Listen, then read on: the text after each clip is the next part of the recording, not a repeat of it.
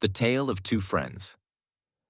Once upon a time, in a small, peaceful town, there were two boys who were as different as could be, yet somehow they were the best of friends. Their names were Max and Sam. Max lived in a grand house at the top of the hill. His family was wealthy, and his home had tall windows, a shiny black car in the driveway, and a backyard so big that it seemed to stretch on forever. Max had all the toys he could ever want.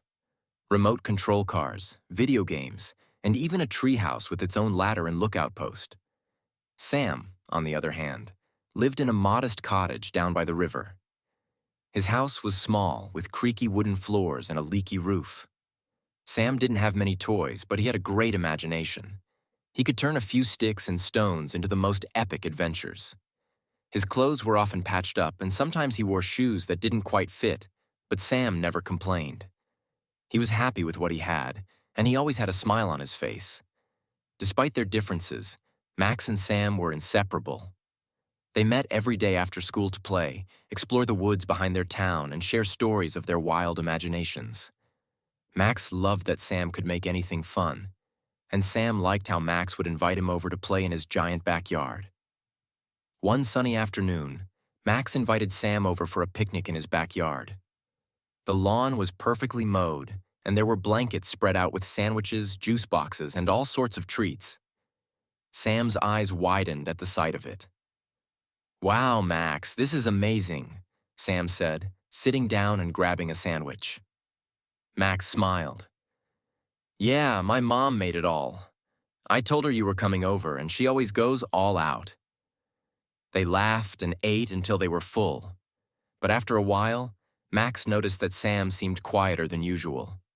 He wasn't his usual energetic self. "What's wrong, Sam?"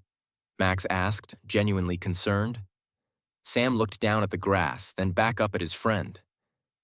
"It's nothing really. It's just, I don't have stuff like this at home. My family's kind of struggling right now. Sometimes we don't even have enough food for dinner." Max frowned. He had never thought about it before. He had always had everything he needed, and he couldn't imagine what it would be like not to. "I didn't know things were that hard for you, Sam," he said softly. Sam shrugged, trying to lighten the mood. "It's okay. We get by. Besides, who needs fancy picnics when we can have just as much fun with sticks and stones, right?" But Max couldn't shake the feeling. He had so much, and Sam had so little. It didn't seem fair. That night, Max lay awake, thinking about his friend and wondering how he could help. The next day, Max had an idea. He gathered up some of his toys, ones he didn't play with much anymore, but that Sam might love. He filled a big bag with action figures, puzzles, and a few books. Then, he headed over to Sam's house. When Sam opened the door, his face lit up. "Hey, Max, what's in the bag?" Max grinned.